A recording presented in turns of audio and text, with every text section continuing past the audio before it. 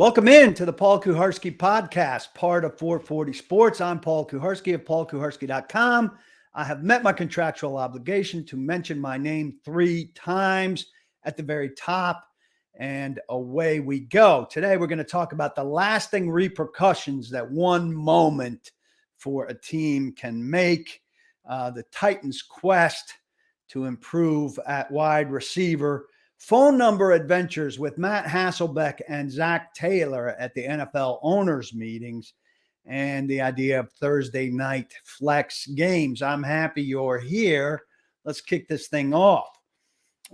Jasper's, your neighborhood bar and restaurant done better, is the sponsor of this fine podcast, and I'm pleased that they are aboard. You should check them out.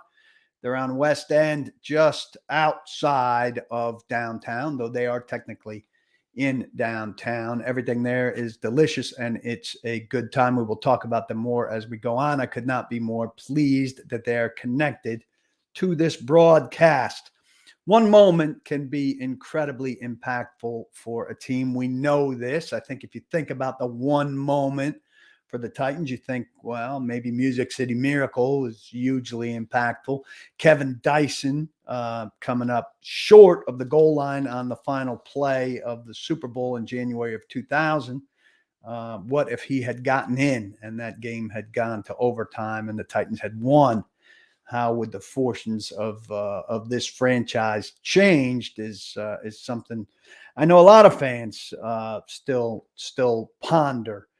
Isaiah Wilson draft miss in more recent history is maybe not as much on the field, and the chase to replace him after missing 29th in 2020, first with Dylan Radins, who looks to be another bust, and he'll start this season rehabbing his torn ACL from last year. Then Nicholas Petit-Frere, but he even has fingerprints, I would say, on Andre Dillard, the free agent acquisition that they're hoping will be their left tackle this season. But more recently, I cannot get off of a story that is still only, 11 months old. The draft night trade of A.J. Brown to the Philadelphia Eagles, for which the Titans got Treylon Burks and more. The tentacles of the repercussions, the splash and the rings that are around this in the Titans pond have not stopped the ripple effect. And we're going to run through all the effects that this has had, from obvious maybe to the less obvious. Some of them are very important to the team itself. Some of them less so. All of them, I think, important in some way, shape, or form to the fan base, and certainly to those of us who are writing and broadcasting and talking about things for the fan base. So it starts with the receiver neediness that they helped create by trading the one great receiver that they drafted and developed in 20, 25 years. You go back to Derek Mason, really. And Derek Mason's a great player, but not as dynamic as Derek Mason, as A.J. Brown, excuse me. So they're incredibly thin now, right, at wide receiver.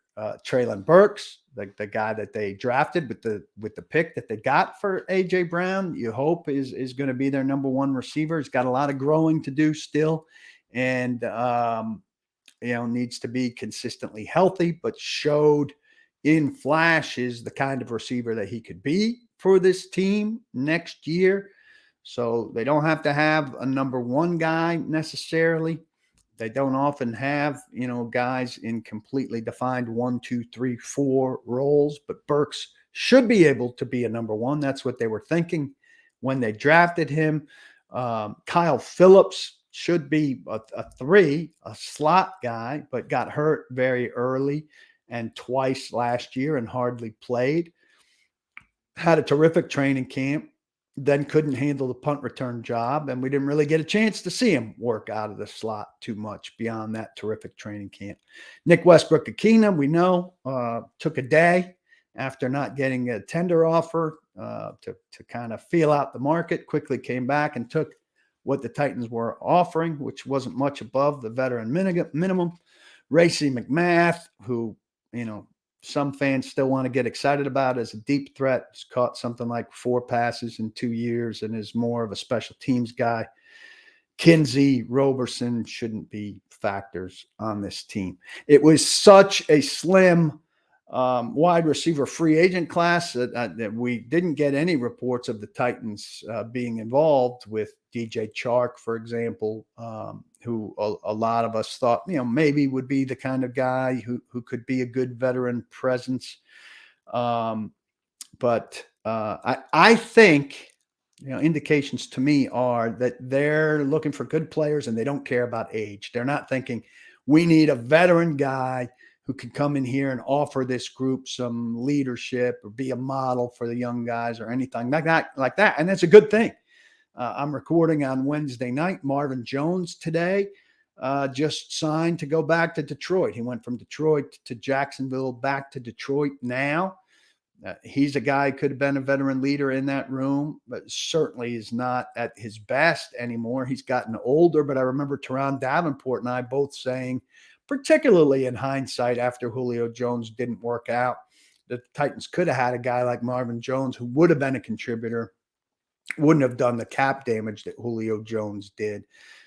If they had been less risky, that's a guy that could have helped them at that stage. But you look now at the wide receivers who remain on the market, there's nobody to be excited about. Randall Cobb is old. Kenny Golladay is hurt. Richie James, I mean, I don't know. But Mike Vrabel did talk at the owners' meetings about, the need at wide receiver. I think we're always just, we're trying to put the right pieces in place, right? Whether it's a big fast guy, a small fast guy, it's a smaller, quicker player. It's you're trying to find what the fit and the value is at every position. And so we, Rand and I, everybody on the coaching staff, the personnel side, we all understand that we're going to have to find some guys that can get open and catch the ball, that are hard to tackle after they catch it. And so we're going to continue to do that. The fear is, of course, how much can rookies do out of the gate for the Titans? It's a new offense now to some degree with a new offensive coordinator in Tim Kelly. But Vrabel's going to have to loosen up and this offensive staff is going to have to loosen up on the idea of having rookies out there contributing, asked to do more. Whether a guy knows the full route tree or not, you got to put him out there and ask him to do what he can do. And if he can run 3 routes, put him out there and let him run his 3 routes. They're talking about getting faster. If you get a vertical guy and all he could do is go vertical, put him out there and let him go vertical. I mean, what's Racey McMath doing? He's not doing much more than that. And he's not getting a lot of snaps. You need a guy who has more upside than McMath you could put out there to draw somebody deep once in a while. But this team needs 2 solid wide receivers still. I suspect they're both coming in the form of draft picks, and they're going to have to contribute early, at least one of them. So we've heard now about Tyler Scott a couple of times. I've heard about him a couple of times, Cincinnati receiver. Justin Mello reports the Titans had dinner with him. I think it was the night before his pro day at Cincinnati. He's a different guy. And I want the Titans to get a different guy. And you should want the Titans to get a different guy. 5'10", 177. I understand the fear of going away from their type, but they need to go away from their type. He's been compared to T.Y. Hilton. I'd take a T.Y. Hilton type on the Titans for sure. 4.44 speed, 10-plus touchdowns of 30 or more yards. There's the explosiveness that the Titans need. He needs to be more physical, needs to fare better on contested catches and stuff like that, but he's got a big upside. He's a speedy, shifty guy who can get open. Key words, get open. Titans last year, failure to separate with guys like Robert Woods and NWI. It was too big of an issue. Should have better pass protection with a revamped offensive line. That'll give him some time to get open. If Derrick Henry's going good, the play action could buy them a little bit, but you need guys who can separate and get open. Scott has the potential to get open. He's a jet sweep kind of guy. I love the idea of Scott. Friday, Vrabel will be, or if you're listening, Friday afternoon or later, will have been at University of Tennessee's pro day while Rand Carthon's going to Florida. So Vrabel will see firsthand Jalen Hyatt, a speed guy who, is enticing for sure, but also comes with some question marks because Tennessee did such an amazing job scheming the guy open. And he didn't have to deal with a lot of press coverage, and he didn't run a lot of routes that he'll be asked to run by a lot of teams in the NFL, certainly would be by the Titans, and Cedric Tillman. So I heard that when Hyatt didn't run faster at the combine, he ran a 4.440. I think he was expecting to do better than that he spent some time moping about it in the remainder of his workout day instead of being completely focused on the rest of the work he had to do. That's not a good sign for him. That's not something the Titans would love about a guy. Tillman has Titans size for sure, 6'3", 213. And he's got the kind of toughness and grit the Titans love in a receiver, but he doesn't have the speed that the Titans have been talking about it at 4.54. So just two guys that Vrabel will see firsthand this week. So the first repercussion of A.J. Brown is this massive need that the Titans have at the position. And it's more than replacing him. You hope Burks helps offset him some, but if they had reached an accord with A.J. Brown, they'd have a number one wide receiver. They wouldn't have Treylon Burks. We'd probably be talking about wide receiver. We always are with this team, but we'd be talking about a second and a third. We wouldn't be talking about, somebody that could be, maybe a co-number one with Burks or very good somebody, that's going to be bring some of the explosion that they lost with A.J. Brown. That's repercussion number one. Repercussion number two, this overriding fear in the fan base that a long-term deal won't get done with Jeffrey Simmons. Jeffrey Simmons took down his social media. That's not my preferred negotiating tactic. It's better than taking the Titan stuff off of your social media, which is what he did at the beginning, but then he wound up taking all or most of it down. Extensions for a guy like Jeffrey Simmons traditionally come with the Titans for sure, but around the league in a lot of cases in July or August, because other things are more of a priority now. There are deadlines on things like draft, the draft, and the Titans have to take care of those things. They could take care of more than one, certainly, at a time. And affordability is not an issue. The Titans are cap cramped again, but Jeffrey Simmons' number in a new deal, his 2023 number, will come down at least slightly. We've talked about this again. Next year, they have a ton of room. My podcast last week was about that. That number's down some now. It's like 129 million or something like that. But his second year number's not going to be an issue. So they can afford him. It's not a problem. I think it's a matter of patience. Even if they're, we don't know what degree they are rebuilding to yet, but even if they're rebuilding, it doesn't make a lot of sense not to re-sign Jeffrey Simmons. You build inside out.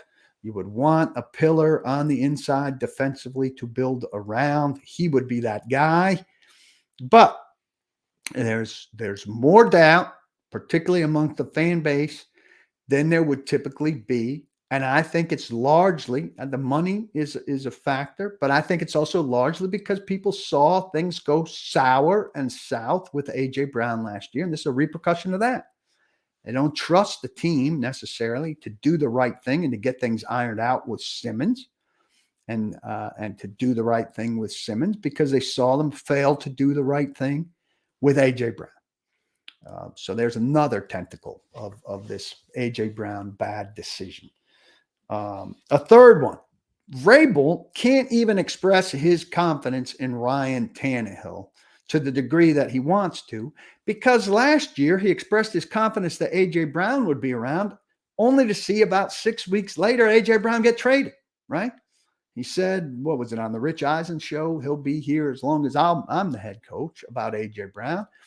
And then 6 or 8 weeks later, he had to answer for that after the Titans traded A.J. Brown. And he looked, probably that was a low moment for Mike Vrabel in terms of looking like John Robinson was the power broker with the team. And it just looked bad.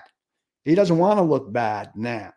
And so now he's got to put a caveat on everything, like he did here on Monday in Phoenix. Of course. I mean, of course we do. That's we're in March. We're continuing to build a football team, the best football team we can. And Ryan's healthy. He's getting healthy. I would say that he's putting the work in. It's been good to see him around the building. So yeah, we always expect that. But to make predictions, I think I've been through this last year.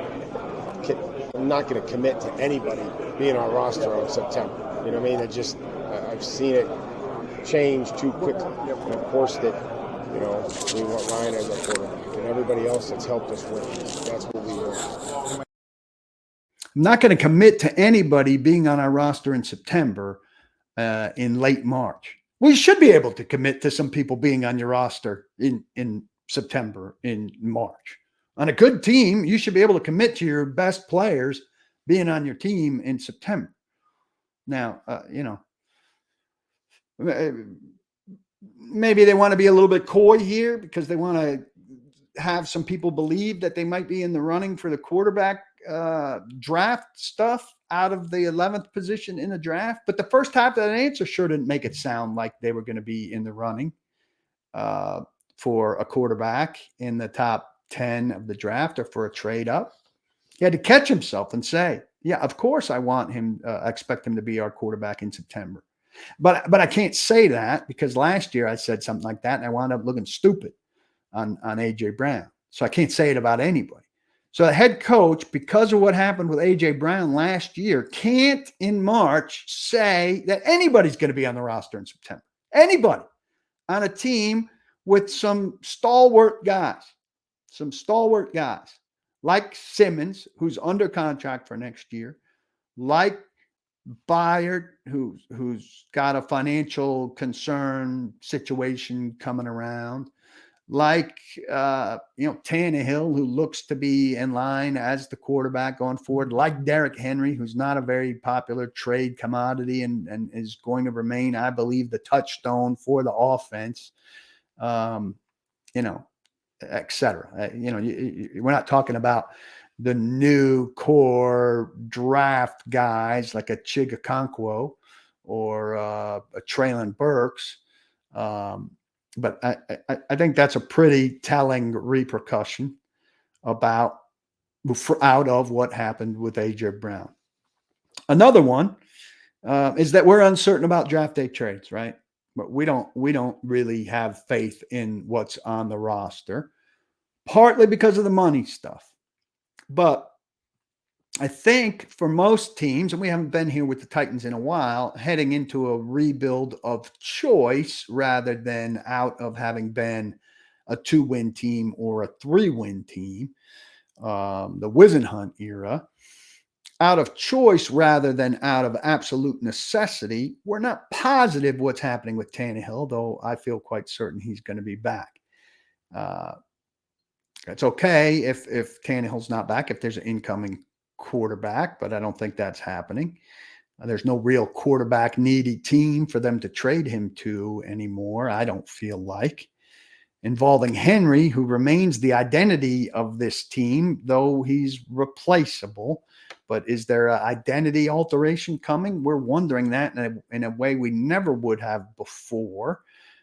You could still run the ball with something like Foreman and Hilliard like they did a couple years ago. There are a lot of plug and play backs in this draft, like in most drafts. They would be a solution for the Titans minus Henry, but they would also be a solution for a lot of the teams you might project Henry getting traded to. involving Kevin Byard, because his salary is so big at $13.5 million. What's the return for Kevin Byard? And if you get a good return for Kevin Byard, you've created a hole at safety, which you need to go fill with some of that return from Kevin Byard. With all three of these guys in years past, I think we'd be pretty confident that they're not going anywhere. What makes us less confident? The fact that the Titans, out of nowhere, not out of nowhere, there were some rumblings, but surprised us with the A.J. Brown trade last year, makes us more uncertain about what they will do. That's not necessarily a bad thing, I guess, but it's another repercussion of the fact that they did this last year, where they couldn't come to terms with what A.J. Brown was going to cost, and made a move. At least they got good value there. I'm not convinced that there's a market for Tannehill. I'm not convinced that there's a market for Henry. If there's no market for those two guys, you're not going to get value. I think Byard's salary reduces the market for him. But if there is a market for him, I'm not convinced that you do well replacing him, though on a cost basis, maybe you do. Maybe you do. So here's Rand Carthon on the state of Derrick Henry and Kevin Byard. And this is also from the Arizona Biltmore on Monday at the NFL annual meeting. There's nothing new to report. It was an erroneous report that came out. I've spoken to Todd, Derrick's representative, and, we're in a good place. So there's nothing new to report from there. I know Derrick trains like crazy in the location where he trains. I know the location. I don't want to put it out there, but Derrick is going to be Derrick. He's going to take his time away and do what he has to do to make sure that he's ready to go. So I feel we're in a good place. How about Kevin? You in a comfortable place with Kevin? Yeah, actually reached out to Kevin's rep this morning. Sat down with Jim Wyatt, and yesterday, and just basically, told the truth. Like, he nor his reps ever asked for his release. So, wherever that report came from, it came from. But we never had those conversations. We still don't know about the degree of the rebuild that is going to happen here. If I was a betting guy, I'd bet that all three of those guys, Tannehill, Henry, Byard, are on this roster in the fall, still tentpole people, with the team being built up around them, and more replaceable a year from now, when the Titans have a lot more money, though I don't think that there are necessarily a great free agent quarterback to go get in a year, or a great free agent safety, or a running back, but solvable positions cheaper. And just one last note in terms of teams trading for any of those three guys during the draft. I'm not saying it can't happen and all it takes is one, and these things are becoming more frequent. But I do believe, and I think it's generally the case, all it takes is one, like I said, generally the case during the draft, unless you're really striking out with what you're looking for, you want more picks. More teams want more picks in the draft than they want an expensive veteran player, right? That more teams want what the Titans would want from their side of this than what the Titans would want to give up if, in fact, they were heading that direction. So that's a lot of repercussions out of the A.J. Brown trade. None bigger than the fact that A.J. Brown is not on the Tennessee Titans and should be. But a lot of trickle-down stuff there. Jasper's is your neighborhood bar and restaurant done better. Most recent trip there had the bolognese, which was excellent. This place is a very versatile place. They call it an elevated sports bar fare. It's locally owned, obviously.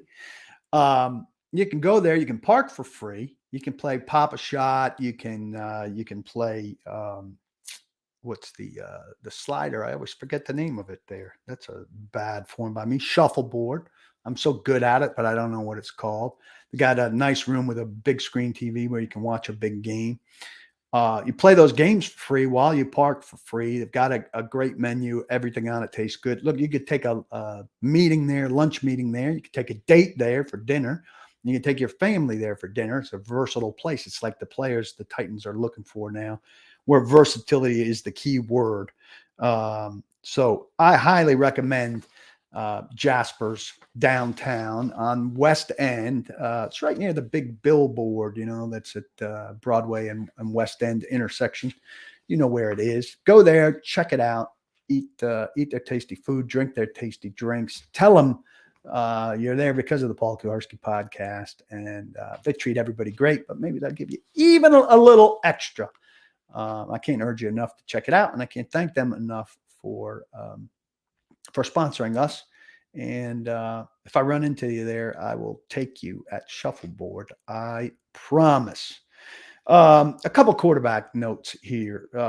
One of the things I was hearing at the combine, and this is not at the combine, at the owners meeting, and this has come out more. Will Levis apparently turning some people off at some meetings, coming across with a personality that people are not fond of, with a big ego, maybe even kind of a jerk.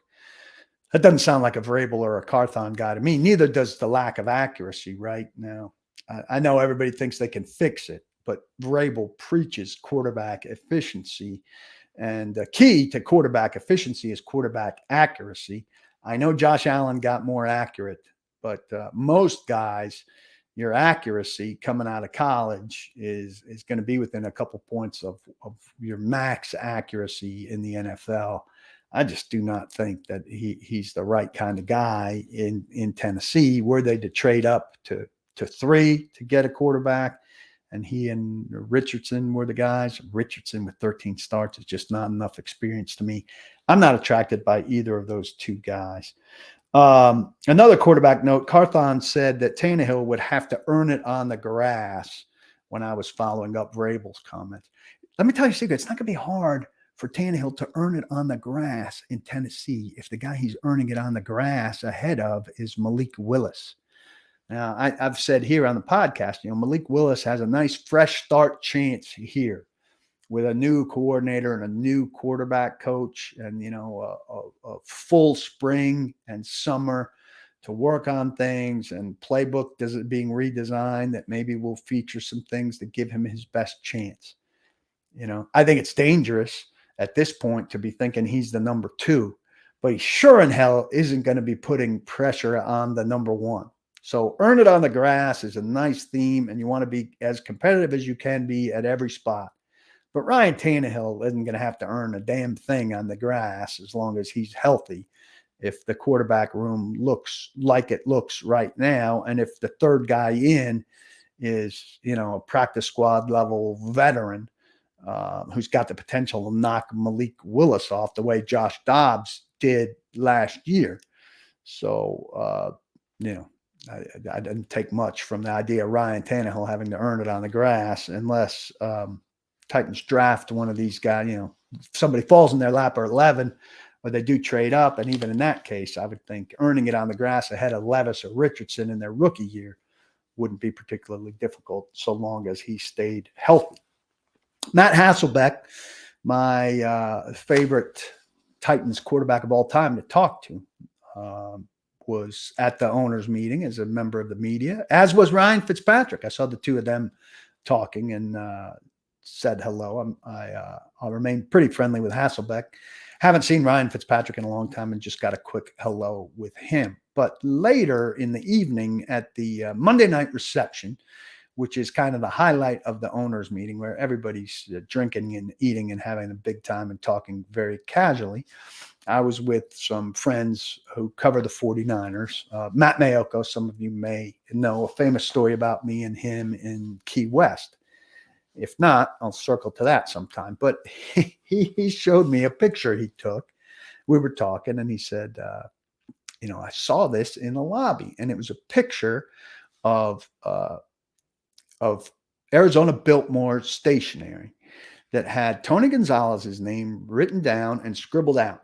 And underneath it was Matt Hasselbeck's name, no capital letter on either name, and Hasselbeck Beck, spelled Hasselbeck, and had a phone number next to it, 707 area code, which is an area north of San Francisco, the North Bay in California. So he's asking me if I, knew Hasselbeck or whatever. I told him, we're pretty good. And he was a great talker when he's with the Titans, and I'm still in touch with him periodically. And that Tim, last I saw, was still living in Nashville, had kids, my kids' age, who occasionally played baseball against each other and everything. So we were talking about this note about Hasselbeck, like, why would somebody leave the number in the thing? And I looked up Hasselbeck's number in my phone, and it didn't match the 707 number. So does he have a new number? And then I was trying to get somebody else to call it, because if I called Hasselbeck's number, my number would have come up in his phone. So that would have been weird. So we were kind of, all of us, hypothesizing, like, what could this mean? And why would somebody leave it in the lobby and all of that? And so then our conversation moved on. And Eric Branch of the San Francisco Chronicle was telling a very sad story about his dog, Isaiah. The poor pup had just passed away. Kidney failure, perhaps. And harshly, as I am known to do, I see Hasselbeck not in a conversation, just kind of walking nearby. And I apologize in the middle of this sad story, excuse myself, to run over to talk to Hasselbeck about this mysterious note from the lobby. So I have a picture of the note. I go talk to Matt. I say, a friend of mine took a picture of this, found it in the lobby. So it's Matt and his producer. And they're very interested in this. He says it's not his number. His old number is still good. He's very curious about the number. We joke about, Tony Gonzalez, who wants that Hall of Famer. They scribble out that number, that name, and Hasselbeck's name. He looks, it goes to his phone book, punches in the number, doesn't have anybody by that number. We're surveying some passersby as to whether it's a man or woman or child's handwriting. We don't get any universal accord on that. And so we reached no conclusions about this phone number, but we want very much to know where it came from, whose number it is. I'm tempted to call the number. I talked to a couple other people who punched it into their phones. Nobody else had it. So we're very curious. I saw him the next day. I asked if it was okay if I talked about the caper on my podcast. He gave me the thumbs up. So if anybody knows anything about Matt Hasselbeck and a 707 area code number, let me know. Now, the next day before I left the Arizona Biltmore Media Workroom, I thought about, there was this same stationery and a bunch of pens in the media workroom. I thought about writing down the same thing that the picture said, Matt Hasselbeck and this 707 area code number. This would have been funny if I did that. I should have done it, right? Matt Hasselbeck, write this number down, leave it there, see if people got picked up, and then maybe call the 707 number a week later and see how many calls they got from Matt Hasselbeck or how many texts. That would have been maybe an interesting social experiment. On the more productive front, in terms of phone numbers, Zach Taylor, coach of the Cincinnati Bengals, 4 years ago, the owners' meetings were held at the same Arizona Biltmore. That's the first time in my long career covering the league that I went to an NFL owners' meeting and realized what I had been missing out on. It's a phenomenal event. And so I was at this very same reception, and right as I arrived, again, I was with my friend Matt from San Francisco and bumped into Matt LaFleur. And so I had a beer and ended up talking to LaFleur for a little bit. And he was like, "This is Zach." Well, it turned out to be Zach Taylor, who was newly the coach of the Bengals. And so Matt LaFleur, Zach Taylor, me, and Matt Mayoko chatted long enough to finish one beer. And Zach was super nice. And so I think it was still at midday 180 on the radio. And after the Bengals had a bad season, when the scouting combine came around, I reached out to the public relations department where I know a guy, and I said, "Hey, if you would remind Zach this story, I had a beer with him and Matt LaFleur at the owners' meetings. I think he might be amenable to coming on our show at the combine. And sure enough, he was. So he came on the show. We had a nice conversation with him. And afterwards, I asked him for his phone number, which he gave me. But I operate with like a questions list on a piece of paper folded in half like this and a notebook.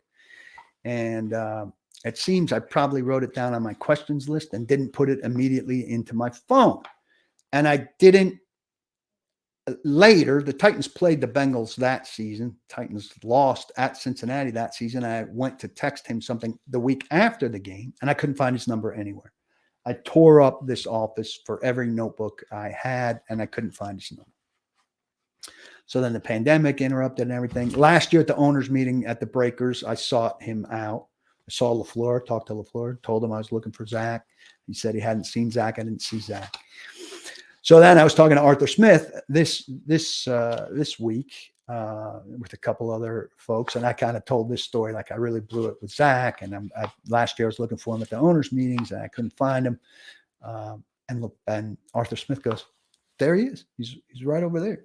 And he was walking, not talking to anybody. So I excused myself and I went over to Zach and I told him, he remembered me, and I told him this whole story. And he was like, "It wouldn't have done you much good anyway, because I think I've changed my number 3 times since then." And then he very graciously gave me his phone number, which I dialed into my phone, but rang on his end. So I had it in my phone immediately. I had put his name and number in there, and I now can occasionally text Zach Taylor. Whether he texts me back or not is his prerogative, but that's how it works.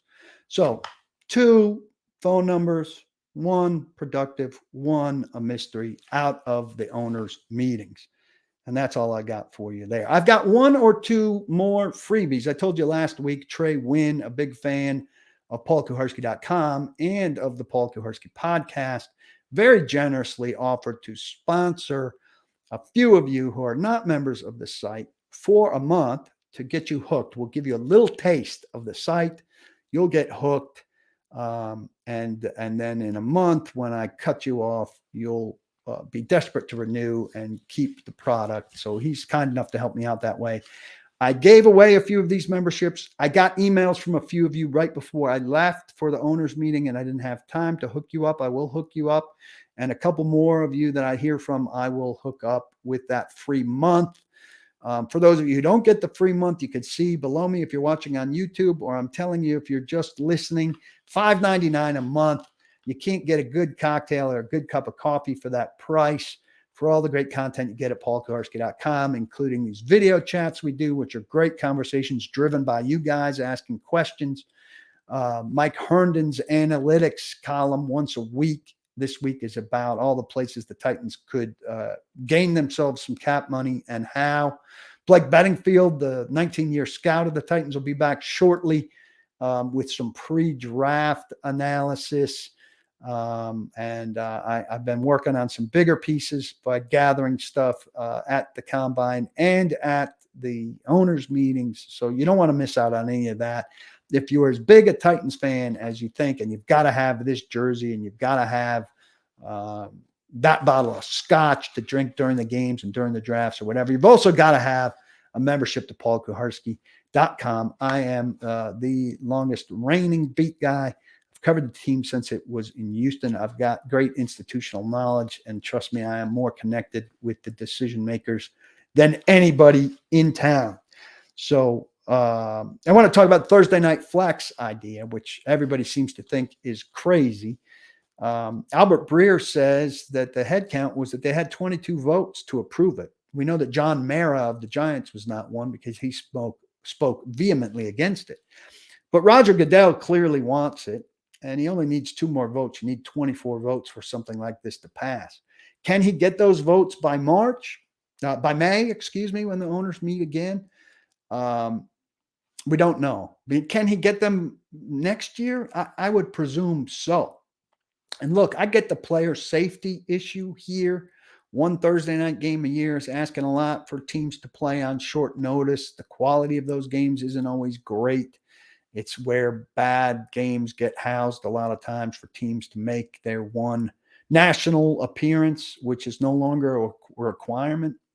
But I will say, as a consumer of the NFL, when I turn on my TV on a Thursday night or anticipating a game, I'm not going to object to better games being in that time slot. And the NFL's big business. They want Amazon to have a better package. They want better primetime games overall. I understand the player safety concerns and all of that, and I'm with the players on that, but they consistently can't get themselves what they want on that. And I know it'll suck for the fans in that market that's hosting that game in terms of things being changed, or in terms of visiting fans who were going to fly to that city and can no longer do so on that weekday. But they're trumped by the millions of fans as opposed to the thousands of fans who might be doing that, who are watching on TV. And I'm one of those guys who's watching it on TV. And I'm going to be upfront and confess, I'm not going to mind a better matchup on a Thursday night when the time comes. Now, a team can play more than once on Thursday night now. This accepts opening night on Thursday night and Thanksgiving. But if and when they reach this flex thing, and once or twice late in the season, it can happen. And I'll see a better game Thursday night that would have been buried on a Sunday when I'm covering the Titans, or you're watching your favorite team play instead. It's not great. There are elements of it that are not great, but it's not bad in terms of what I get to watch on TV. I think we can all admit that. Pekka Rinne got a statue outside Bridgestone Arena. It's a gimmick. It's a gimmick for the Predators, who came to be in 1998.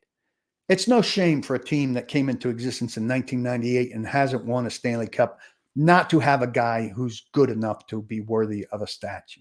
Pekka Rinne is a fantastic ambassador for the team, and he played great goalie for the Predators. He also wasn't great in the playoffs. The team hasn't been great. It went to one Stanley Cup final. He won a Vezina trophy, which is great. For 1 year, he was viewed as the best goalie in the league.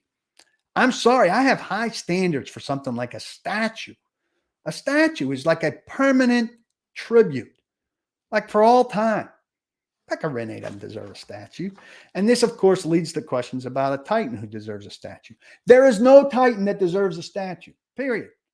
Like the best people in the franchise all time, Earl Campbell, Warren Moon, Robert Brazil, they don't deserve a statue if they had a permanent home. If the Oilers had never left Houston, they shouldn't have a statue in Houston. Now, the new stadium's going to have like a walk of fame was the initial concept, so that Ring of Honor that's always been too weak. They made it stronger at Nissan Stadium at least, but there'll be some kind of walk of fame or something that honors their Hall of Famers and retired numbers and Ring of Honor that'll have more of a presence for these guys. That's fitting. A statue is too much. A statue is for, the best of the best. So you got to be in the Hall of Fame for starters, and there are no Titans in the Hall of Fame. That's the end of the conversation.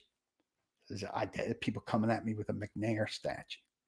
You got to have some, you need to travel more, and you need to have a better sense of the history of the league and people who really changed the league. Steve McNair was a nice quarterback, had a good run, but you can't put him up there with the type of people like Johnny Unitas and even Peyton Manning, who had such a bearing on the league. It's embarrassing to even have a conversation. And the statue conversation.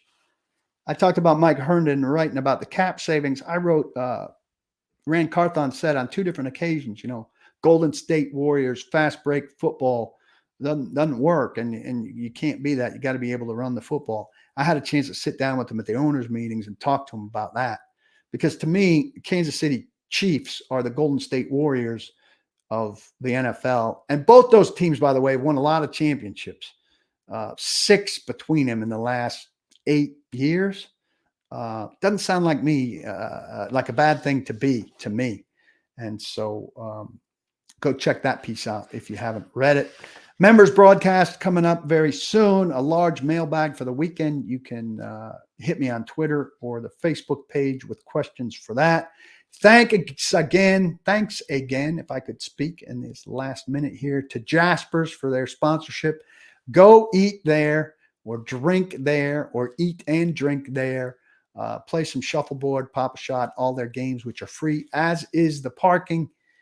Delicious food and drink. Enjoy yourselves there. Tell them I sent you. And in the meantime, until I see you again here, don't block the box. And please, please lock your locks.